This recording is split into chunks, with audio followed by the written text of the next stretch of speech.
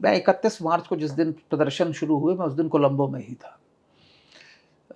श्रीलंका के पूर्व नौसेना अध्यक्ष मेरे से बात कर रहे थे और वो बोल रहे थे कल 11 घंटे बिजली नहीं थी और बोल रहे थे मेरा पोता है, नया न्यू बॉर्न बेबी है।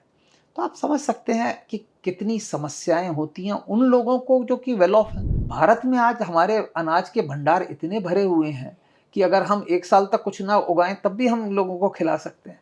आज तो स्थिति यह है कि विश्व के राष्ट्र ये चाहते हैं कि भारत अनाज का निर्यात करे, क्योंकि रूस और यूक्रेन का जो युद्ध हो रहा है उससे जो रुका हुआ है उसको कर सके। जो लोग भारत की ओर ऐसी नजर उठा रहे हैं वो मेरे ख्याल से या तो दिग्भ्रमित हैं या किसी वेस्टेड एजेंडा के अंतर्गत कर रहे हैं। कि ईस्टर बॉम्बिंग के लिए भारत ने उनको आसूचना दी थी, इंटेलिजेंस दी थी कि इस तरीके की घटना हो सकती है, उस पर उन्होंने ध्यान नहीं दिया। ये सरकार की गलती थी।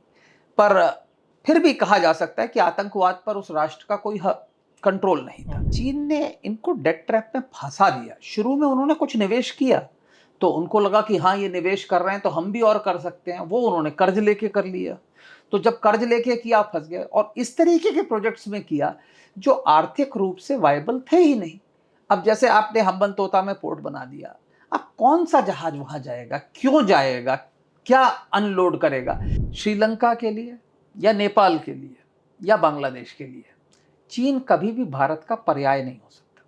ये भूगोल बतलाता है, इतिहास ये बतलाता है कि, और ये बात श्रीलंका वाले भी समझते हैं। हमारे यहाँ सरकार पर नौकरशाही की जो पकड़ है वो इतनी मजबूत है कि सरकार चाहते हुए भी कोई परिवर्तन नहीं ला पा रही है।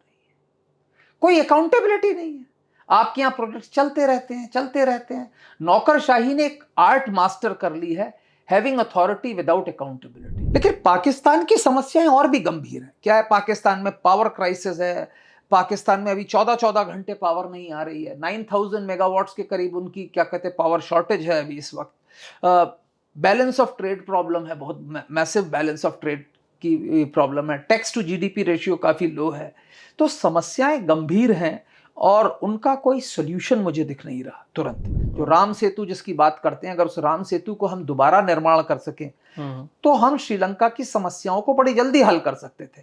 अगर एक सेतु होता जिसके दोनों तरफ पाइपलाइंस होती, बीच में बिजली की तार चल रहे होते, तो जो इलेक्ट्रिसिटी की प्रॉब्लम है इंडियन ग्रिड सप्लाई कर देता, फ्यूल की सप्लाई वो भी की जा सकती थी, जो खान पीन की चीजें हैं वो भी सड़क के मार्ग से जा सकती थी। दुर्भाग्य से हम वो राम सेतु ना बना के एक सरकार ने कोशिश की कि वहां पे और गहरी एक नहर खोद दी जाए, और जिसका ना किसी के लिए कोई फायदा था ना कुछ था। एक सेतु समुद्रम प्रोजेक्ट बनाया गया जो मेरे ख्याल से एक वैचारिक बैंक्रप्सी का एक सबसे बढ़िया नमूना था। नमस्कार, मैं जीत और आप देख रहे हैं डू पॉलिटिक्स। आज हम बात करने जा रहे हैं कैप्टन आलोक बंसल जी से, जिन्होंने 32 साल नेवी में अपनी सेवाएं दी। उसके बाद सरकार से जो भी डिफेंस कॉलेजेज होते हैं वहाँ पे भी इन्होंने बाद में सेवाएं दी हैं अपनी।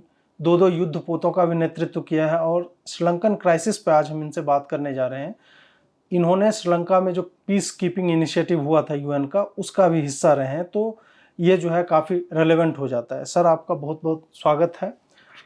आपने इस विषय पे, इंटरनेशनल रिलेशंस पे और मैरीटाइम अफेयर्स पे, इस पे काफ़ी पुस्तकें भी लिखी हैं, संपादन किया और कई रिसर्च पेपर्स भी लिखे हैं। तो आपका अनुभव वहाँ पे होने का भी है और बाद में एक ऑब्जर्वर की तरह भी है। श्रीलंका आज जिस स्थिति में पहुँचा है वो इस स्थिति में कैसे पहुँचा, क्या कारण है? देखिए, इसको हमें समझना पड़ेगा और आज की समस्याओं का जो बीज होता है, जो स्रोत होता है, वो इतिहास में होता है। और अगर आपको याद है, श्रीलंका 1983 से लेकर 2009 तक एक बहुत ही भीषण गृह युद्ध में ग्रस्त था। 2009 में इस गृह युद्ध में श्रीलंका की सेनाओं की विजय हुई और उस वक्त जो राष्ट्रपति थे महिंदा राजपक्षे, वो इसके लिए जिम्मेदार माने गए। ये विजय बहुत महत्वपूर्ण थी क्योंकि श्रीलंका की अधिकांश जनता और यहाँ तक कि श्रीलंका की सेनाओं का भी एक बहुत बड़ा हिस्सा ये मानता था कि इस गृह युद्ध में सैन्य विजय संभव नहीं है।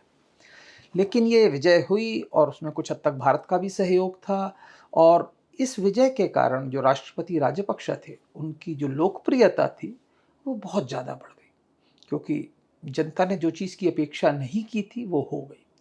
और ये भी महत्वपूर्ण बात है कि राजपक्षे जो राष्ट्रपति बने थे वो भी सिर्फ इसीलिए राष्ट्रपति बन पाए थे क्योंकि liberation tigers of Tamil Eelam, जो जिसे लिट्टे। लिट्टे भी कहते हैं, उसके जो नेता थे उस टाइम वेल्लुपल्ली प्रभाकरन, उन्होंने उत्तर और पूर्व के लोगों को वोट डालने नहीं दिया था, जो कि अधिकतर लोग अगर उस वक्त चुनाव में हिस्सा लेते तो राजपक्षे हार सकते थे, क्योंकि उनके वोट ऐसा समझा जाता था कि रानिल विक्रमसिंघे जो उनके खिलाफ खड़े हुए थे उनको जाते।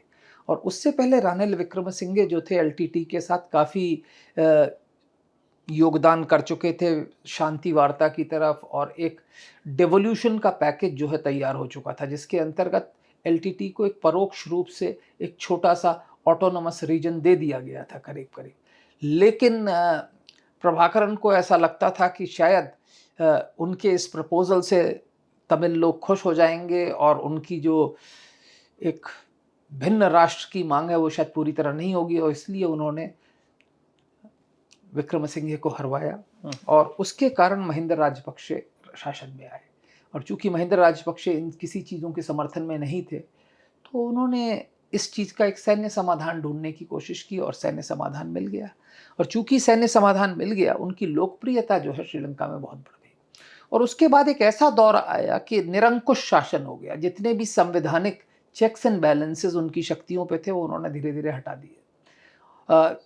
राष्ट्रपति 2 बार ही चुनाव लड़ सकता है, ये जो स्टिपुलेशन था ये भी उन्होंने खत्म कर दिया। तो एक निरंकुश शासन की स्थापना हुई और उसके बाद जो है सारी विपक्षी पार्टियां मिलकर हुई और उन्हीं की पार्टी के कुछ लोगों ने विद्रोह किया और मैत्रीपाला सिरिसेना राष्ट्रपति बने। लेकिन उसके बाद अब फिर से हमने देखा कि राजपक्षास वापस आए। गोटबाया राजपक्षा जो उनके भाई थे वो राष्ट्रपति बने, महिंदा राजपक्षा प्रधानमंत्री बने। जस्ट चुनाव से थोड़ा पहले श्रीलंका में एक बॉम्बिंग हुई जिसे ईस्टर बॉम्बिंग कहते हैं। अब हमें श्रीलंका की अर्थव्यवस्था को समझना चाहिए। श्रीलंका की जो अर्थव्यवस्था है एक द्वीप है, और श्रीलंका की जो अर्थव्यवस्था का जो सबसे बड़ा योगदान है, जो फॉरेन एक्सचेंज अर्नर है, वो एक वहाँ की एपरल इंडस्ट्री है, जो वस्त्र निर्माण करते हैं। अगर आप देखें आज दुनिया में बांग्लादेश जैसे अग्रणी है, उसी तरीके से श्रीलंका से भी एक बहुत बड़ी संख्या में वस्त्र निर्माण होता है। बड़े बड़े जो ब्रांड्स हैं, इंटरनेशनल ब्रांड्स, उनकी जो मैन्युफैक्चरिंग है वो श्रीलंका में होती है। शर्ट्स, एपरल्स जितने भी बनते हैं। और दूसरा चाय जो उनका वो रहा है। इसके अलावा एक बहुत बड़ी योगदान जो श्रीलंका की अर्थव्यवस्था में है वो पर्यटन का होता है, क्योंकि बड़ी संख्या में पर्यटक आते थे श्रीलंका में। श्रीलंका को एक आइलैंड फॉर सेरेंडिपिटी कहा जाता था। काफ़ी लोग दुनिया से आते थे श्रीलंका में घूमने के लिए, क्योंकि श्रीलंका के अंदर सब है, पहाड़ों से लेकर समुद्र तट तक। बहुत ही कम दूरी में आपको जो है जलवायु में परिवर्तन दिख जाएगा और जो है भिन्न आयाम दिखेंगे एक थोड़ी ही दूर में। मतलब ऐसा नहीं है कि आपको यहाँ कन्याकुमारी से हिमालय तक जाने की ज़रूरत पड़े। वो आपको आज आप समुद्र तट पर हैं तो आप शाम तक जो है ऐसी जगह पहुंच सकते हैं जहाँ पे कि आप ठिठुर रहे हों ठंड से। तो पर्यटकों का एक काफ़ी बड़ा योगदान रहा है वहाँ की अर्थव्यवस्था पे। पर चूंकि जो ईस्टर बॉम्बिंग हुई तो पर्यटन रुक गया, क्योंकि पर्यटक हमेशा उस जगह पे जाते हैं जहाँ पे पूरी तरह शांति हो, क्योंकि कोई भी पर्यटक जो है रिस्क लेना नहीं चाहता। वो तो ये चाहते हैं कि भाई हम घूमने जाएं, सैर सपाटा करने जाएं और आराम से आएं और घुमाएं। वो वहाँ पे हो नहीं पाया तो पर्यटन कुछ हद तक असर हुआ। उसके बाद कोविड की महामारी शुरू हो गई इनके राष्ट्रपति बनने के बाद, तो पर्यटन बिल्कुल ही सूख गया। साथ ही साथ इनको एक ब्रेन वेव आई उस टाइम कि हमें ऑर्गेनिक फार्मिंग के लिए जाना चाहिए, जो कि अपने आप में एक बहुत उचित चीज़ है। उनको लगा कि पूरे श्रीलंका को एक ऑर्गेनिक आइलैंड बना दिया जाए जिससे केमिकल फर्टिलाइजर्स, पेस्टिसाइड्स वगैरह सब बैन हो जाए। लेकिन ये तो आप भी जानते हैं कि जब भी पूरी तरह से ऑर्गेनिक हम फार्मिंग के लिए जाएं तो जो प्रोडक्टिविटी है उस पर तो असर पड़ता ही है, और वही श्रीलंका के साथ हुआ। और साथ ही साथ एक चीज़ और हमें यहाँ समझनी चाहिए कि जब 2009 में ये जब इन्होंने युद्ध जीत लिया था और उसके बाद जब इनकी लोकप्रियता चरम सीमा पर थी, तो अर्थव्यवस्था भी अच्छी थी क्योंकि गृह युद्ध खत्म हो गया था, पर्यटक आ रहे थे, सब कुछ अच्छा चल रहा था। तो इन्होंने कई बड़े बड़े प्रोजेक्ट्स प्लान कर लिए, कई ऐसे प्रोजेक्ट्स जिनकी कोई ज़रूरत नहीं थी, और इनके लिए इन्होंने चीन से कर्ज लिया। चीन ने इनको काफ़ी हद तक एंकरेज किया कि भाई आप दीजिए। जैसे हम्बंत होता है जो गोटाबाया के बड़े भाई हैं महिंदा राजपक्षा, उनकी कॉन्स्टिट्यूएंसी है, वहाँ पे इन्होंने एक बड़ा सा पोर्ट बनाया जो चीन ने बनाया, साथ ही साथ एक एयरपोर्ट बनाया, एक क्रिकेट स्टेडियम बनाया। अब ये सब चीज़ें बन गई। अब एयरपोर्ट तो बन गया पर वहाँ जाने वाले लोग नहीं, तो एयरपोर्ट किस तरीके से, वो आर्थिक रूप से कैसे वायबल होगा, तो वो चीज़ नहीं थी, उसमें आत्मनिर्भरता नहीं थी। अब जब वो कर्ज नहीं दे पाए तो चीन ने जो सॉवरेन गारंटीज थी वो इन्वोक की। जो एयरपोर्ट है आज चीन के पास है, चीन के कब्जे में है, चीन उसको चला रहा है। तो ऐसी स्थिति हो गई और ये जो कर्ज था ये बढ़ता चला गया। अब ना इसके बाद अब ये जो स्थिति थी, जब आपका कोविड हो गया, ऑर्गेनिक फार्मिंग के कारण आपके जो निर्यात थे बिल्कुल ही रुक गए, क्योंकि ऑर्गेनिक फार्मिंग के कारण आपका जो चाय का निर्यात था वो 50% कम हो गया। चावल जो मेन वो था उसका भी काफी हद तक उत्पादन कम हो गया। अब आपने जो कर्ज लिया है वो कर्ज तो वैसे का वैसे ही है, आपको पेमेंट करना ही है। और जब जब निर्यात रुक गए तो पैनिक में आके इन्होंने क्या किया, इन्होंने आयातों पर प्रतिबंध लगा दिया। अब आयात प्रतिबंध लगाना अच्छी बात है कि भाई आपके पास विदेशी मुद्रा नहीं है तो उसके लिए आयातों पर प्रतिबंध लगना चाहिए। लेकिन जो इनकी सबसे बड़ी मेन स्टे थी एपरल इंडस्ट्री, अब श्रीलंका में ना तो कॉटन होता है, ना कोई और चीज जो कि वस्त्र निर्माण के लिए प्रयोग में होती है वो नहीं आती है। श्रीलंका इन चीजों को आयात करता था और फिर अपैरल बना के बेचता था। अब क्या हुआ कि इन्होंने जो आयात पर जो बैन लगाया, इंपोर्ट पे जो बैन लगाया, उसके कारण बटन, जिपर्स, इस तरीके की जो चीजें जिनको कि प्राइमा फेसी आप नहीं देख के बता सकते कि इनकी जरूरत है आपके निर्यात बढ़ाने के लिए। आपने जैसे कॉटन को तो अलाउ कर दिया कि ठीक है जो कपास है वो आते रहेगी, लेकिन जो बाकी अन्य चीजें, क्योंकि आजकल जब आप हाई एंड अपैरल बना रहे हो तो उसमें कई ऐसे इंग्रेडिएंट्स लगते हैं जो आप नहीं, उन पे इन्होंने बैन लगा दिया। तो अपैरल इंडस्ट्री जो थी वो भी इनकी ठप्प पड़ गई। तो जो सोने में सुहागा वाली बात थी वो हो गई। वैसे ही विदेशी मुद्रा कम हो रही थी और ज्यादा तेजी से डिप्लीट होने लगी। और फिर ये स्थिति आ गई कि अप्रैल में जो है इन्होंने डिफॉल्ट कर दिया। और फाइनेंशियल डिफॉल्ट करना, सॉवरेन डिफॉल्ट एक बहुत बड़ी चीज होती है कि देश जो है अपनी बात पर कायम नहीं रह पाया। तो उसके बाद क्या होता है कि आपको कुछ भी चीज अंतरराष्ट्रीय बाजार से चाहिए तो आपको उसके लिए पहले भुगतान करना पड़ेगा, क्योंकि कोई भी आपका क्रेडिट एक्सेप्ट करने के लिए तैयार नहीं है, आप डिफॉल्ट हो चुके हैं। और उसके फलस्वरूप हमने देखा कि श्रीलंका में ना खाने पीने की चीजों की जो इन्फ्लेशन था 50% पहुंच गया। लोगों को पेट्रोल और डीजल की लाइन में एक एक हफ्ते खड़ा होना पड़ रहा है, फ्यूल गैस नहीं मिल रही लोगों को। और जो रोजमर्रा की जो जिंदगी थी एक ऐसे राष्ट्र की जिसका ह्यूमन डेवलपमेंट इंडेक्स पूरे दक्षिण एशिया में सबसे अच्छा था, चरमरा गई। और उसका हमने फल देखा कि लोग सड़कों पर आकर प्रदर्शन करने लगे। इनकी आर्थिक समस्याओं में आईएमएफ के बेल आउट का भी बहुत बड़ा हाथ रहा है। वैश्विक उधार इन्होंने 60 के दशक से अभी तक 16 बार लिया है। और सत्ता चाहे मतलब प्री गृह युद्ध कह लें या पोस्ट, दोनों में भी इनकी उस नीति में कोई परिवर्तन नहीं आया। और उसके बाद इन्होंने इंटरनेशनल बॉन्ड्स भी इशू कर लिए, तो वो भी 50% एक टाइम इनके जो डोमेस्टिक फाइनेंसिंग का हिस्सा बन रहा था। तो ये आईएमएफ बेल आउट वाले हिस्से पे थोड़ा प्रकाश डालिए।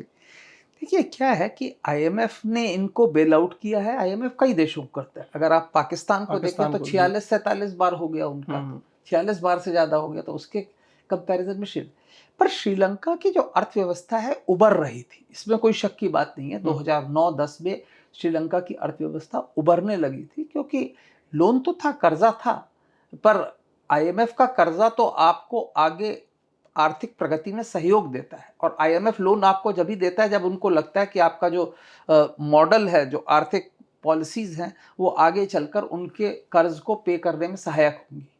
पर 2009 के बाद जो इन्होंने ये बड़े बड़े प्रोजेक्ट्स बनाए और चीन के सहयोग से बनाए, और साथ ही साथ ये जो कुछ वैश्विक चीजें थी जिनके ऊपर उनका कोई कंट्रोल नहीं था, चाहे आप कहें ईस्टर बॉम्बिंग, लेकिन ईस्टर बॉम्बिंग के लिए भारत ने उनको आसूचना दी थी, इंटेलिजेंस दी थी कि इस तरीके की घटना हो सकती है, उस पर उन्होंने ध्यान नहीं दिया। ये सरकार की गलती थी। पर फिर भी कहा जा सकता है कि आतंकवाद पर उस राष्ट्र का कोई कंट्रोल नहीं था। पर उससे भी बड़ा जो कोविड का जो संक्रमण हुआ, वो तो मेरे ख्याल से विश्व में किसी ने भी इस तरीके की अपेक्षा नहीं की थी। लेकिन इन सब के साथ जो मैन मेड डिजास्टर था वो ऑर्गेनिक फार्मिंग का जो डिसीजन था।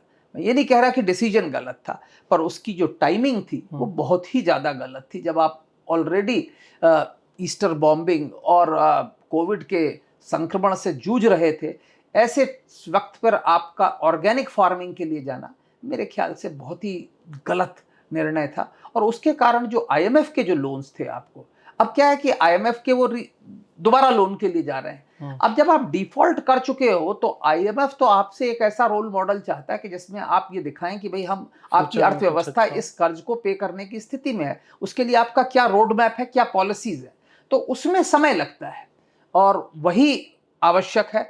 और अब चाहे कोई भी शासन में आए, चाहे कोई भी सत्ता में रहे, श्रीलंका के अगले कई महीने अभी दर्दनाक और तकलीफ देह होने वाले हैं।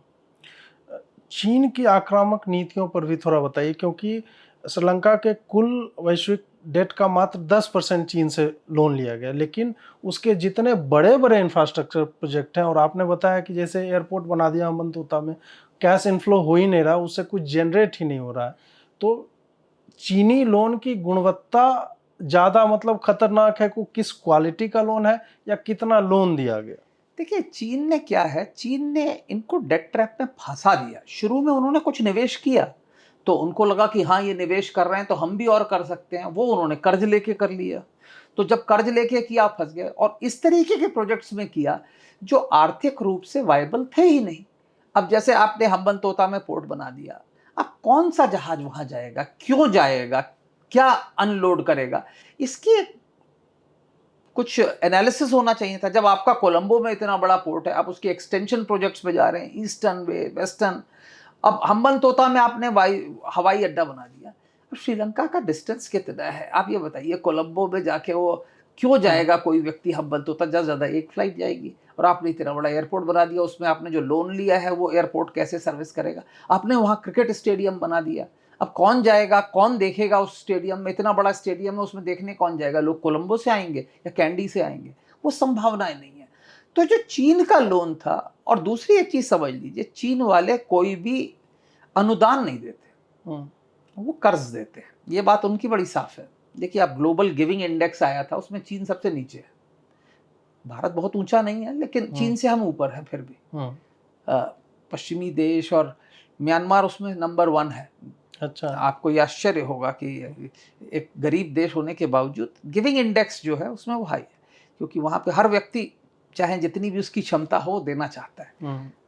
और यूरोप के कई राष्ट्र बहुत ऊपर है, लेकिन चीन बिल्कुल नीचे है, क्योंकि चीन सामाजिक तौर पर, सांस्कृतिक तौर पर उनके यहाँ इस तरीके का अनुदान का कल्चर ही नहीं है। तो उनके यहाँ कर्ज दिया जाता है। अब और कर्ज भी वो कमर्शियल कर्ज देते हैं, जो बिजनेस रेट है उससे 1% ऊपर, 2% रिटर्न, जो शंघाई इंटरबैंक रेट है उससे। अभी इन्होंने पाकिस्तान का लोन $2.3 बिलियन का रिसाइकल किया है, उसको 1% अबव शंघाई इंटरबैंक रेट पे रखा है। तो वो कोई आपके ऊपर अनुदान या अनुकंपा करने की कोशिश नहीं करते। जो रेट होता है वही देते हैं, उससे बढ़ के ही देते हैं। लेकिन ये लोग जो हमेशा छोटे छोटे राष्ट्रों को, चाहे बीआरआई के थ्रू हो या बाकी और तरह का जो कर्ज आप बोल रहे हैं, ये क्या मतलब इस पूरे रीजन को डिस्टेबलाइज करने का एक, क्या इनकी मंशा रहती है कि हम सही में वहाँ सपोर्ट करें, या इनकी मंशा एक तरह से औपनिवेशिकता का एक नया तरीका इन्होंने इसको अपनाया? समझना चाहिए हमें। चीन में आज दुनिया के सबसे ज़्यादा फॉरेन एक्सचेंज रिजर्व्स है। चीन सबसे बड़ा फॉरेन एक्सचेंज, और अधिकांश इनके फॉरेन एक्सचेंज रिजर्व दुर्भाग्य से अमेरिकन सिक्योरिटीज में है, जिसमें इनको 0.1%, 0.2% इंटरेस्ट मिलता है। लेकिन अगर चीन उनको बेच दे तो उनकी वैल्यू घट जाएगी और चीन के रिजर्व्स डाउन हो जाएंगे। तो चीन काफी समय से ये सोच रहा है कि इसको इसके जो रिजर्व्स हैं इनको डाइवर्सिफाई करना चाहिए। दूसरा क्या है, चीन की सिंगल चाइल्ड पॉलिसी के कारण जो चीन की जो अर्थव्यवस्था जो बढ़ी थी, वो फैक्ट्री ऑफ द वर्ल्ड बनकर बढ़ी थी। अब क्या है कि जो चीप लेबर, इसका एक बहुत बड़ा इंग्रेडिएंट था, वो उनके पास अवेलेबल नहीं है। तो अब क्या है, वो डाइवर्सिफाई करना चाह रहे हैं। तो ये बेल्ट एंड रोड इनिशिएटिव क्या है कि दुनिया के अलग अलग इलाकों में इस तरीके के प्रोडक्शन हाउसेस बना दिए जाएं, जिनकी की कमांड चीनी कंपनियों के पास रहे, जिनका टॉप मैनेजमेंट चीन के पास रहे, बट लोअर लेवल वर्कर्स जो हैं वहां से मिले। तो इससे 2 फायदे हैं। एक तो वो अपना निवेश जो यूएस सिक्योरिटीज में है उसको यहाँ डाइवर्ट कर सकते हैं और बेटर रेट ऑफ इंटरेस्ट मिलेगा, क्योंकि जो अभी मिल रहा है उससे। और दूसरा ये है कि जो चीन का जो एज था चीप लेबर के खत्म होने से जो हो रहा है वो यहाँ पे हो जाए। तो इसलिए इन्होंने कई छोटे छोटे राष्ट्रों में, विशेषकर जो इस क्षेत्र में है, साथ ही साथ एक भू राजनीतिक मसला भी आता है। जैसे भारत के चारों तरफ के जो राष्ट्र हैं उनसे वो इंगेज करना चाहता है जिससे कि उसके बेहतर संबंध हो जाए, क्योंकि वो नहीं चाहता कि भारत वैश्विक रंगमंच पर चीन का प्रतिद्वंदी बने। मैं ये बात अच्छी तरह से समझ लेनी चाहिए कि चीन का प्रथम उद्देश्य क्या है। वो ये है कि वो अपने आप को अमेरिका का कंटेंडर समझता है, वो सोचता है कि वो वैश्विक ताकत है, और उसका प्रथम उद्देश्य ये है कि भारत किसी भी तरीके से अमेरिका का एक सहयोगी ना बने। लेकिन साथ ही साथ वो ये भी चाहता है कि भारत वैश्विक रंगमंच पर चीन का प्रतिद्वंदी भी नहीं बने। और इन दोनों ही कॉन्फ्लिक्टिंग रिक्वायरमेंट्स को पाने के लिए उसने क्या किया है कि भारत के सारे पड़ोसी देशों के साथ अपने एंगेजमेंट बढ़ा दिए हैं, जिससे कि भारत इस उपमहाद्वीप में ही फंसकर रह जाए और आगे वैश्विक रंगमंच पर अपनी पोजीशन को जो है कंसोलिडेट करने की कोशिश न करे। इसी का फॉलोअप क्वेश्चन है कि जैसे नेपाल में भी इसके राजदूतावास में चीन वालों ने जो कर रहे थे कम्युनिस्ट पार्टी के साथ, वो वाला दिखा। बांग्लादेश में मैं भी ढाका गया था, वहाँ पे इंफ्रास्ट्रक्चरल प्रोजेक्ट्स का तो मतलब गजब का, हर क्षेत्र में परिवहन हो गया, मॉल्स बनाना हो, सब चीज़ में चीनी पैसा लग रहा है। रोड बन रहे हैं उसमें भी लग रहा है। श्रीलंका की हालत देख ही ली हम, पाकिस्तान भी लगभग उसी राह पे जा ही रहा है। तो भारत से जो ये अपेक्षा रहती है कि ये बिग ब्रदर की भूमिका निभाएगा, जैसे कि पहले हमारे संबंध इन चारों देशों के साथ, पाकिस्तान को हटा दे तो ठीक ही रहे थे, तो भारत यहाँ पे कहाँ लैग कर रहा है? क्या भारत को भी इसमें दो चार चीजें। पहली चीज तो एक चीज समझ लीजिए, श्रीलंका के लिए या नेपाल के लिए या बांग्लादेश के लिए चीन कभी भी भारत का पर्याय नहीं हो सकता। ये भूगोल बतलाता है, इतिहास ये बतलाता है कि, और ये बात श्रीलंका वाले भी समझते हैं। लेकिन हमारे यहाँ एक बहुत बड़ी कमजोरी रही है, वो ये है कि हमारी जो सरकार है ना, वो नौकरशाही के इस तरीके से कब्जे में है कि हमारे यहाँ ब्यूरोक्रेटिक इनएफिशिएंसी हर जगह है। हम कोई प्रोजेक्ट लेते हैं, कंप्लीट ही नहीं कर पाते। हम्बन तोता जो पोर्ट था पहले भारत को दिया गया था, भारत ने रिफ्यूज किया, तभी चीन को दिया गया। हम कालादान मल्टी मॉडल प्रोजेक्ट बना रहे हैं बर्मा में, आज तक कंप्लीट नहीं हो पाया। हमारे यहाँ अकाउंटेबिलिटी नहीं है। हमारे यहाँ सरकार पर नौकरशाही की जो पकड़ है वो इतनी मजबूत है कि सरकार चाहते हुए भी कोई परिवर्तन नहीं ला पा रही है। कोई अकाउंटेबिलिटी नहीं है। आपके यहाँ प्रोजेक्ट चलते रहते हैं। नौकरशाही ने एक आर्ट मास्टर कर ली है, हैविंग अथॉरिटी विदाउट अकाउंटेबिलिटी। तो जब तक हम अकाउंटेबिलिटी नहीं लाएंगे, आप कैसे करेंगे? तो अब आप म्यांमार में कर रहे हैं, आप प्रोजेक्ट कंप्लीट ही नहीं कर पा रहे। आपने एक सड़क बनाई है, उसमें पुल नहीं बने हुए हैं। तो अब इस तरीके के प्रोजेक्ट से तो आपका फायदा होने की जगह नुकसान होगा, और इसमें कोई शक की बात नहीं है। चीन में चाहे जो भी कमियां हो, उनकी प्रोजेक्ट इंप्लीमेंटेशन कैपेबिलिटी बहुत बढ़िया है। जिस तरीके से उन्होंने तिब्बतन रेलवे बनाई, अगर आप माले में जाएं, देखिए उन्होंने आइलैंड्स के बीच में जो ब्रिज बनाया है एयरपोर्ट को कनेक्ट करने वाला, तो काम तो वो करते हैं और वो उनके पास वो कैपेबिलिटी है। हमको वो मास्टर करनी चाहिए। ऐसा नहीं कि हमारे पास कमी है, लेकिन हमारे यहाँ वो सिस्टम नहीं है, हमारे पास कोई अकाउंटेबिलिटी नहीं है। तो इसको हमें कंट्रोल करना हमारे लिए बहुत आवश्यक है।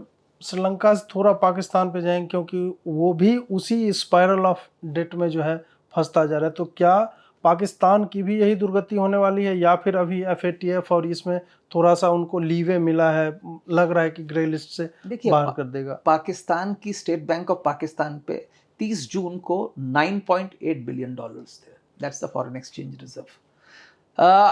ये उसके बावजूद है, जबकि 2.3 बिलियन डॉलर्स, करीब 15 बिलियन RMB जो है, चीन ने जो है अपना जो बैंक था CDB का, उनका चाइना डेवलपमेंट बैंक का था, उसने रिसाइकल किया है। उसके बावजूद ये स्थिति है। अभी क्या है कि Pakistan already 3 billion dollar Saudi Arab का डिपॉजिट है उनके पास, 1.2 बिलियन डॉलर्स की उनको ऑयल फैसिलिटी दे रखी है डेफर्ड पेमेंट की। उसके बावजूद ये स्थिति है।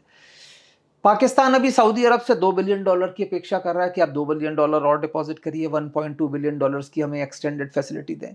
लेकिन कोई भी राष्ट्र अभी उनकी मदद करने के लिए जब तक तैयार नहीं है, जब तक कि IMF का जो लोन है वो सैंक्शन नहीं हो जाए। 6 बिलियन डॉलर की बात की थी। कल जो स्टाफ रिपोर्ट आई है उसमें उन्होंने कहा कि स्टाफ एग्रीमेंट हो गया है 7 बिलियन के डॉलर के रूप में। अगर ये लोन आता है तो जो इमीडिएट क्राइसिस है वो टाइड अप हो जाएगी। देखिए, पाकिस्तान के साथ समस्या दूसरी है। पाकिस्तान की जो इस साल की जो फाइनेंशियल ईयर की जो ग्रोथ है, GDP ग्रोथ, वो 5.97% है, जो पाकिस्तान की पिछले कई सालों में सबसे बढ़िया है। लेकिन पाकिस्तान की इकोनॉमी के पास वो रेजिलियंस नहीं है कि इस तरीके की इकोनॉमिक ग्रोथ को सस्टेन कर पाए। तो जब भी इकोनॉमिक ग्रोथ होती है, फॉरेन एक्सचेंज रिजर्व्स डिप्लीट हो जाते हैं पाकिस्तान के पास, और वही स्थिति है। पाकिस्तान की स्ट्रेंथ क्या है? रेमिटेंसेस। जैसे भारत दुनिया में सबसे ज्यादा रेमिटेंसेस आते हैं, पाकिस्तान भी 5वें-6वें नंबर पे रहता है। और पाकिस्तान में पिछले साल जो है रिकॉर्ड रेमिटेंसेस आए। हालांकि अभी मई के महीने में जो जिसकी फिगर आई है, रेमिटेंसेस काफी गिरे हैं अप्रैल के मुकाबले, पर वो मेरे ख्याल से इसलिए था क्योंकि इस बार ईद जो है अप्रैल के महीने में थी। तो जब ईद होती है तो लोग जो है घर से अपने जो विदेशों से भेजते हैं पैसा, उसके बाद ईद के बाद वो जो अमाउंट है वो डिप्लीट हो जाता है, और इसी कारण मेरे ख्याल से वो जो अमाउंट है वो थोड़ा कम हो गया। लेकिन पाकिस्तान की समस्याएं और भी गंभीर हैं। क्या है? पाकिस्तान में पावर क्राइसिस है। पाकिस्तान में अभी 14-14 घंटे पावर नहीं आ रही है। 9000 मेगावाट्स के करीब उनकी क्या कहते हैं पावर शॉर्टेज है अभी इस वक्त। बैलेंस ऑफ ट्रेड प्रॉब्लम है, बहुत मैसिव बैलेंस ऑफ ट्रेड की प्रॉब्लम है। टैक्स टू जीडीपी रेशियो काफी लो है। तो समस्याएं गंभीर हैं और उनका कोई सोल्यूशन मुझे दिख नहीं रहा तुरंत। लेकिन इस तरीके से जब तक दुनिया के अन्य राष्ट्र उनकी मदद करते रहेंगे, वो थोड़ा थोड़ा खिंचते रहेंगे। तो अभी मेरे को लग रहा है कि शायद आईएमएफ लोन मिल जाए इनको कुछ दिनों में, तो कुछ दिनों के लिए समस्या फिर टल जाएगी। लेकिन ये समस्या फिर आ जाएगी, अगले साल तक फिर आ जाएगी। और अभी तो पॉलिटिकल क्राइसिस भी है, तो political crisis coupled with economic crisis और ज्यादा एग्रेवेट करती है। जहां तक सवाल एफएटीएफ का है, एफएटीएफ ने उसे अभी तक ग्रे लिस्ट से निकाला नहीं है। उन्होंने इन प्रिंसिपल अप्रूवल दे दिया है, ऑन साइट इंस्पेक्शन के बाद उनको निकाला जाएगा। तो वो ऑन साइट इंस्पेक्शन कब होता है उसका भी हमें इंतजार करना पड़ेगा। पाकिस्तान को उसके कुछ बेनिफिट्स मिलेंगे नहीं मिलेंगे, ये डिपेंड करता है।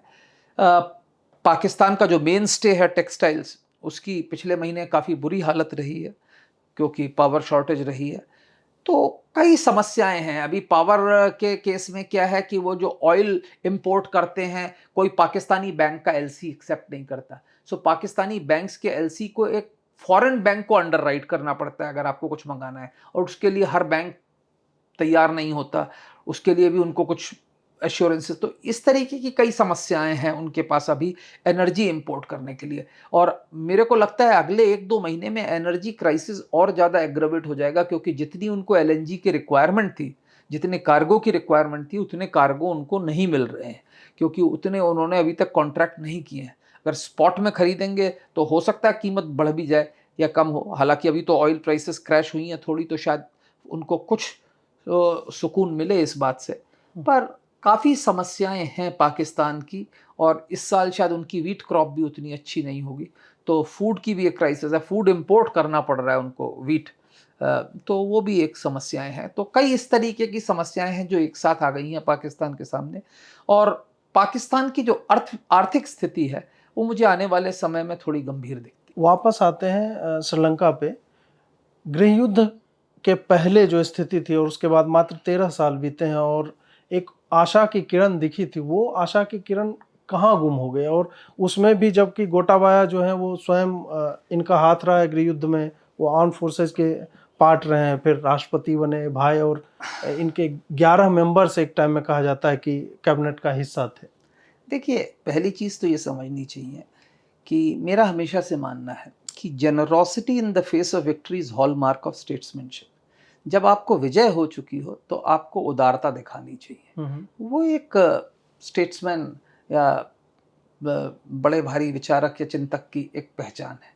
दुर्भाग्य से श्रीलंका ने ऐसा नहीं किया। 2009 में जीतने के बाद जिस तरीके की अपेक्षा थी वो उन्होंने नहीं दिखाई, कि जिस तरीके की जनरोसिटी जीते हुए लोगों के प्रति दिखानी चाहिए, अल्पसंख्यकों के साथ जिस तरीके से करना चाहिए था वैसा नहीं किया, जैसा कि मेरे ख्याल से उपयुक्त होता। और उस वक्त इनकी जो लोकप्रियता थी काफ़ी थी, अर्थव्यवस्था भी अच्छी थी, सब कुछ था।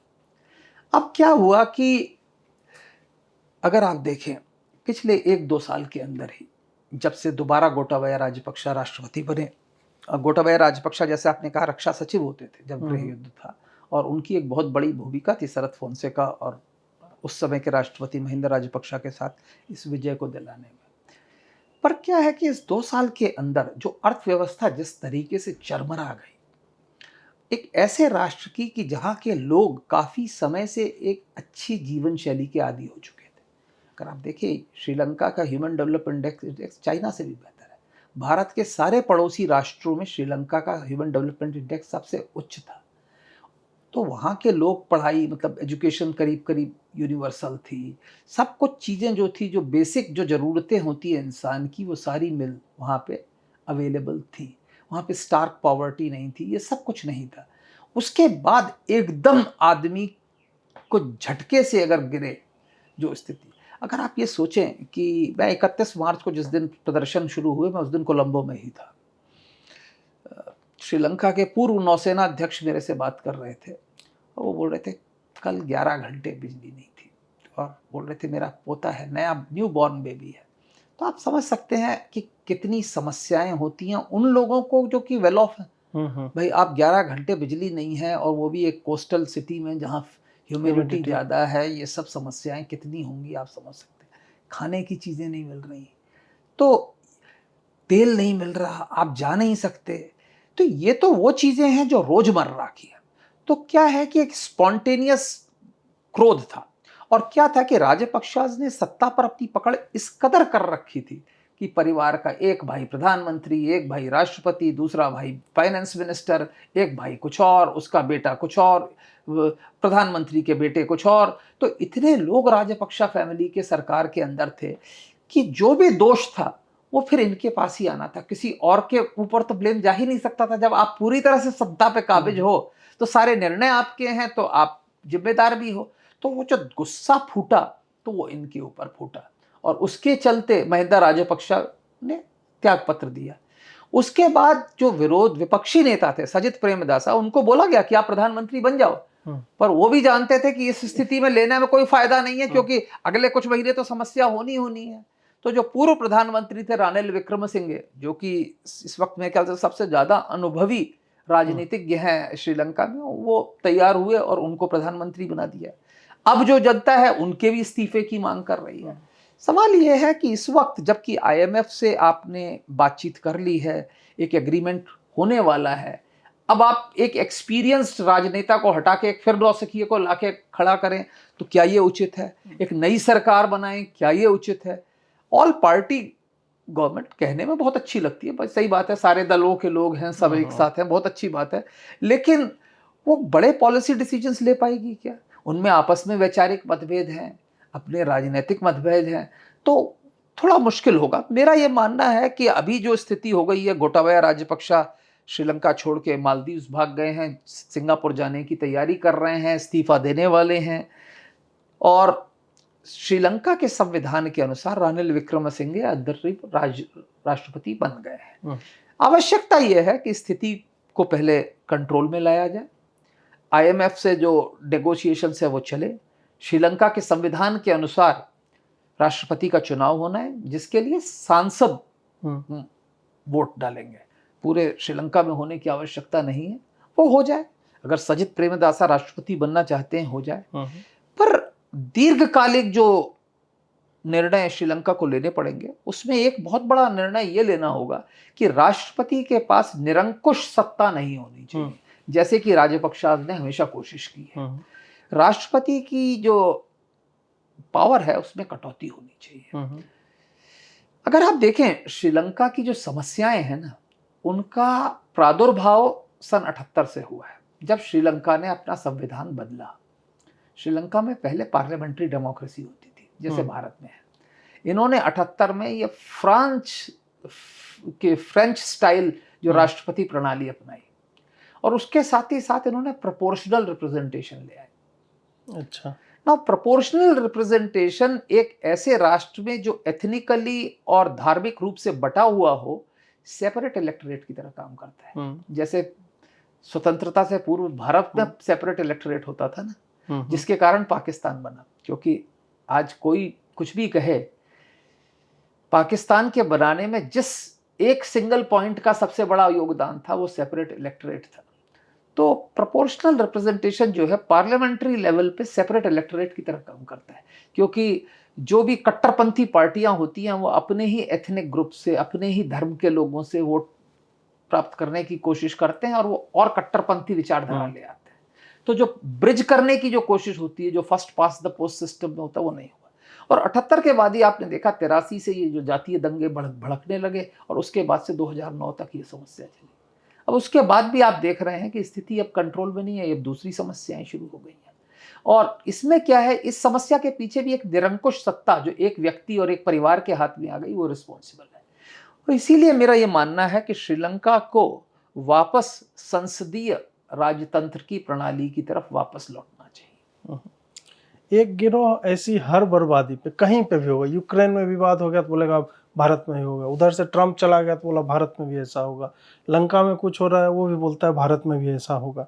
तो क्या आपको इन दोनों सिचुएशन में, श्रीलंका के संदर्भ में देखा जाए, वहाँ पे मतलब ये लोग बोल रहे हैं कि उन्होंने अल्पसंख्यकों पे अत्याचार किया था, ये सब किया था, इस कारण क्या आपको कोई समानता दिखती है या ये फर्जीवाड़ा वामपंथियों द्वारा फैलाया जा रहा है? बिल्कुल ही कोई समानता नहीं है। देखिए, ये मेरे से कल किसी एक टीवी चैनल में भी किसी ने ये बोलने कुछ, देखिए इसमें कोई समानता ही नहीं है।